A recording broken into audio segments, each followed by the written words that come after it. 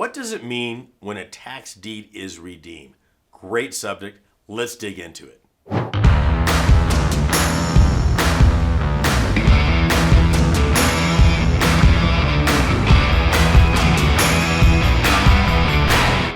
So what is going on when a tax deed redeems? What's really happening there, and how does that impact you financially? We're going to go into that in this video and a lot more. So some of the things we're going to talk about, when you see deed redeem, it's almost like, wait a second, I got the deed, now they can redeem. No. This is a good thing, okay? When you see this, again, hands start to rub together and you're going to make it happen.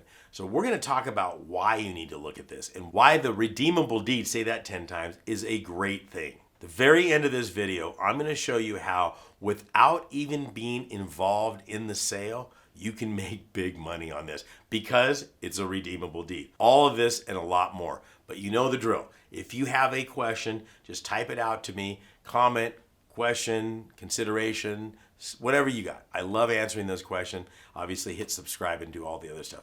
But let's just jump into this. Redeemable deed. Let's just talk about this. It's kind of an oxymoron. That's like saying CIA, Central Intelligence Agency. They're anything but intelligent, right? So redeemable deed. I thought I got the deed, but now they can redeem. What's going on here? Okay, so let me explain what's happening. Okay, we're going to take Georgia, for example. They got a 1-year redeemable deed on that. They've been delinquent 3 years. Remember I've said in other videos, they have to be delinquent 4 years before you can take the property. So the sale comes up in the 3rd year, but you have to wait 1 year before you redeem. So really what the county's doing, this is actually brilliant for counties to do this. If I was running a county effectively and efficiently, this is the way I would do it because I don't have to hire anybody to foreclose on the property. So what the county is really saying is, hey, you get the deed, you've already established your price, but they have 1 year to redeem. If they don't, you foreclose on it. Or they say, hey, you've got the deed, all that's good to go. Now you foreclose on it. So sometimes you'll see these 6-month redemption period. It's really not a redemption period. It's not like, oh, the county's being nice, they're giving them one last try. No, what they're saying is, we don't foreclose. If you want this deed, that means you and me, you foreclose on the property, which I kind of like. Okay, so I'm gonna tell you this. I'm going to hire somebody that's going to foreclose on that thing effectively and efficiently, and I'm going to clear the title up right away. So there's that aspect of it. Some states out there say, hey, you got the deed, there's a 1-year redemption period, but you have all rights to the property during that redemption period, which means you can fix up the property, you can rent the property out, you can do anything to that property except sell it. Ooh, there's great things there. So while I'm waiting for them to possibly redeem, which is not going to happen, I'll explain that in a second, I can rent the property out and still get revenue. But if they do redeem in redeemable deeds, it's always 100% of the time going to be a penalty, 20%, 25%, or more. So why do I say they're not going to redeem? I want you to think about this for a minute. So here's a property that's been delinquent for 3 or 4 years. How many notifications have they got in the mail? A lot. Okay, let's say that they owe $10,000 in taxes. It goes to sale and you or I bid it up to $70,000 and we're the successful bidders. $70,000, that means they would now have to pay $70,000 plus 20% when they could have the day before just paid $10,000 in any penalty the county's worth. If they didn't do it then, they ain't gonna do it now. It's just the way it works on that. So the county truly is just saying, hey, we're going to give them 1 year because they have to be 4, but we're going to go ahead and let you foreclose on the property, which I love. Sometimes they call it an abarment, foreclosure, whatever it is in those particular states. That's not what this video is about. It's about taking advantage of that redemption. So here's a couple of things. If I've got a 1-year redemption period and I did bid it up to $70,000, I want to contact the former owner immediately. Okay, there's a little bit of a challenge to that. That's not for this video. But I'm going to contact that former owner and I'm going to say, hey, listen, are you going to redeem? You now owe $70,000 plus 20%. Not going to happen. Okay, then if I look at the property and say, this property will be clean otherwise, then I'm going to say, what if we do this? How about if I give you some cash for you to quick claim the property over to me, okay, which avoids foreclosure on it, which saves me time and money, and you get some cash that you wouldn't have had anyways. But we have to do this, and I always put a framework on it. So we have to get this done in 28 days. That's not technically true, but the thing is I find people drag their feet. I'll give you a bunch of cash if you do this. Now, when they're doing that, they're signing the property over, which avoids the foreclosure because I'm the lien holder. I don't need to be redeemed. I'm going to pay them. They sign the property over me. Let's say I pay them 10 grand. Who cares? I pay them $10,000. They sign the property over. I don't have to foreclose. I now own it immediately and I don't have to wait that 1 year. Interesting. Now, in some areas, I can even have them sign over the excess funds. So they say, listen, you're going to quit claim the property. I'm going to give you some cash. Instead of you waiting for that, I'm going to take it and we're going to make it happen that way. So they can sign the overage. In this situation, I got $60,000 worth of overage. So now I had my bid at $70,000. Went ahead and contacted the former owner. Are you going to redeem? No. I'll give you 10 grand to sign the thing over to me. I give them $10,000 cash. Now understand, getting excess funds isn't snapping a finger, walking into the county and going, I need my money. It doesn't happen that way. Okay, there's all sorts of paperwork, which I don't have time to talk about right now, but it's going to take a minimum of 5 to 6 months. Okay, so you've got some time value of money that's not going to be in there. But what that effectively does is lowers your bid. So if I got all that money back, opening bid was $10,000, I gave him $10,000, I bid it to 70, back out the the excess funds, my cost basis now becomes $20,000. Do that math real quick. Okay, that's a home run. Okay, so that's why I say when I see redeemable deeds, that's when I start licking my chops and going, okay, everybody's going to win in this situation.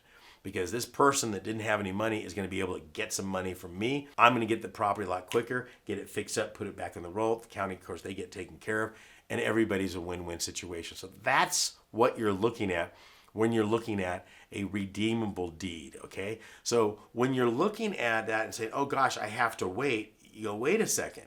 Okay, any kind of a redeemable deed state out there always has a quirk, a thing that you can do, just like I just talked about with here. So are you going to take this thing and hold it out for 2 years? No, I'm not. Okay, in the meantime, I'm going to go ahead and start fixing up the property and doing some things on this because I can. Make sure you understand the local rules because what I just talked about is specific for Texas. So if I go to Georgia, redeemable deed state, I can't take over the property until the end of the redemption period, which is 1 year. Kind of. Okay, let me explain. If the property is vacant and there are no heirs on the property, I can start to protect my asset right away because in the state of Georgia, they pay me to redeem, not the county, and I release the lien once I've told the county that I've been satisfied. Okay, so I've got a particular property. I got the property. It was a piece of garbage property. I knew it. It needed a lot of work, but I wanted to put a roof on it immediately while I was waiting for the 1 year redemption period. Look, the owner had been deceased for 11 years. He's not coming back from the dead to redeem on this. So I want to protect my asset with a new roof on that. Got the new roof going. We're good to go. I immediately start making plans to fix up the property. So on the last day, the 365th day, I start my embarment and start fixing up the property. That way you're eliminating any time. And what you've just done is taken a potential time factor in it and turn it to your advantage. Okay, so this is part of it where you go, okay, wait a second. If I just take a step back from this, I mean, I'm only talking about 3 different states out there. And there's all sorts of different ways you can do this. If I just take a step back, I can really look at this and where's the advantage in this? Okay, there's all sorts of advantages out there doing this. I mean, think about this. I could actually go into a owner that lost their property to a delinquent tax deed sale and say, listen, I'll pay you money to sign the property over me and I'll pay all your taxes. So I'll redeem the property and I get the property, they get happy. I didn't even have to go to the sale. Drop the mic on that one. Okay, so again, you've just taken, say, a $250,000 property and you've turned it into, like, I paid $70,000 for it and you dropped your cost all the way down to $70,000, accelerated the redemption period. The former owner got some money in their pocket that they never had. The county's happy because they got a property back on the tax roll they don't have to worry about. The neighborhood's happy because they got a property that's going to be rehabbed and put back into the good graces of the community. These are all the things that you want to look at. So when I see redeemable deeds and I'm like, oh my gosh, what does that mean? I heard somebody say, but then I have to wait a year for my money. Let's just take everything I said off the table. So I've got to wait a year to get 20% on my money. Please tell me where you can go and get a mandated rate of return of 20% anywhere else in the United States where nothing affects it. Doesn't matter what happens with economies, oil prices, wars, presidents, it just doesn't matter. I'm locked in. I mean, to show you how much power these have, back in, what was it, the mid 2004-ish, somewhere in that area, 2003, when Arnold Schwarzenegger was the governor of California, big budget problem. That's how he became governor, because the other governor messed up somehow. I don't know. Anyways, so he goes in there immediately. He thinks, okay, this is how we're going to get out of our debt crisis here. I'm going to go after all the uncollected taxes from the counties. This is what the governor's saying. Okay, I think within 24 or 48 hours, 27 of the counties in California were suing the governor because they're saying this is our money and you can't touch it. Okay, so again, there's that statutory power on that. But follow the lead. When you see redeemable deed, eyebrows go up, thoughts go into money making, and I'm telling you, there's some great money on this. And here's the cool thing about this whole process. I've got training. Shocking, right? Okay, I've been doing this a long time. If you want some training on this to provide financial independence for you and your family, click on the link down below, higginsmethod.com. You'll see it right down there. Go in there, register for the free training, and when you do that, I'll give you my new book that I just a little pamphlet on tax liens and tax deeds called America's Secret Investment Strategy. This is Saen Higgins saying, be careful and God bless.